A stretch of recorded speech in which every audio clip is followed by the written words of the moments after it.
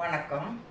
இன்னைக்கு நம்ம என்ன பார்க்க போறோம்னா, அதாவது அசைவ உணவு சாப்பிட்டுட்டு கோயிலுக்கு போகக்கூடாதுன்னு சொல்றாங்களே, அது ஏன்?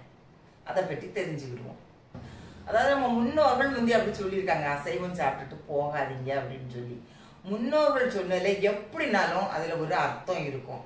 அவங்க முன்னோர்கள் சொன்னதுல அதுக்கு பின்னால இருக்கிற அறிவியல் காரணத்தை பற்றி நம்ம தெரிஞ்சுக்கிடுவோம். இன்னைக்கு நிச்சயம் ஒரு அறிவியல் காரணம் அதுல ஒளிஞ்சிருக்கு. என்னன்னா, அதாவது அசைவ உணவு சாப்பிட்டா அதாவது அது செரிமானம் ஆகுறதுக்கு நிறைய நேரம் எடுத்துக்கிடும்.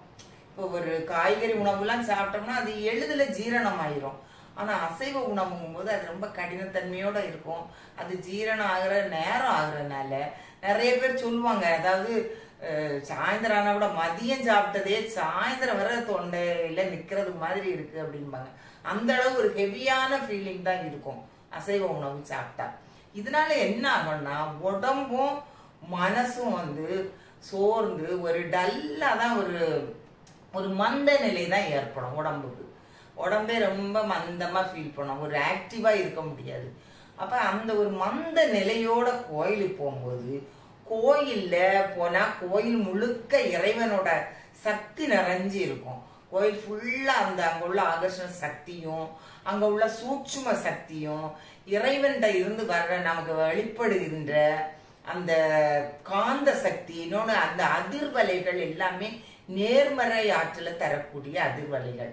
அந்த அதிர்வலைகள் எல்லாம் நம்மளால கிரகிக்கிற ஆற்றலை இந்த உடம்பு இழந்துரும். எப்ப இந்த அசைவ உணவு சாப்பிட்டுட்டு ரொம்ப ஒரு மந்த நிலையோட மனசும் உடலும் சோர்ந்து மந்தமா போய் நிற்கும் போது அந்த சாமி கும்பிட எனர்ஜெட்டிக்கா சாமி கும்பிட முடியாது.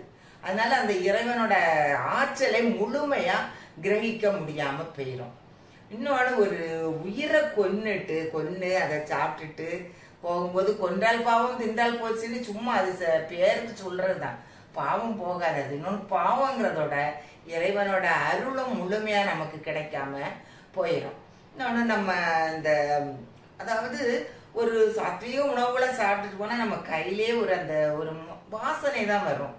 அந்த ஒரு பருப்பாகட்டும், ஒரு புரதச்சத்து நிறைந்த ஏதாவது சாப்பிட்டுட்டு போனா கூட அந்த பருப்போட வாசனை தான் கைகளில் வீசும். ஆனா அதே இது பாருங்க, இந்த அசைவ உணவு சாப்பிட்டுட்டு போகும்போது நம்ம என்னதான் சோப் போட்டு கைகளை கழுவிட்டு போனாலும் நம்ம கைகள் நம்ம மேலேயே ஏதோ அசைவ உணவோட அந்த ஸ்மெல் இருந்துகிட்டே இருக்கும். அது ஒரு நல்ல கோயில்ல ரொம்ப வாசனை மிகுந்த இடம். கோயில் பார்த்தா அவ்வளவு தெய்வீக மனம் கமழ்ந்துகிட்டு இருக்கும் ஆலயங்கள்ல. அந்த ஆலயங்கள்ல போய் நம்ம இது கவுச்சின்னு சொல்லுவாங்க, இந்த ஸ்மெல்லோட மீனோ கருவாடு இறைச்சி இதெல்லாம் சாப்பிட்டாலே ஒரு வித ஸ்மெல், அதாவது எதிர்மறையா தான் இருக்கும். அந்த வாசனைக்கு எதிர்மறையான அந்த ஸ்மெல்லோட நம்ம அந்த கோயிலுக்கு போறது நல்லா இருக்காது. அதனால ஒரு சிலர் என்ன செய்வாங்கன்னா, சாப்பிட்டுட்டே என்ன செய்யணும் குளிச்சுட்டு போவாங்க.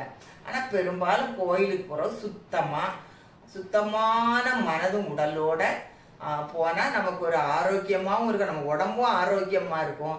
இன்னொன்னு, அங்க போய் நம்ம சாமி கும்பிடும் போது நமக்கு ஒரு நல்ல ஒரு ஆற்றல் கிடைக்கும். அதனாலதான் கோயிலுக்கு போகும்போது அசைவ உணவு சாப்பிட்டுட்டு போகாதீங்க அப்படின்னு சொல்லி நம்ம முன்னோர்கள் சொல்லி வச்சிருக்காங்க.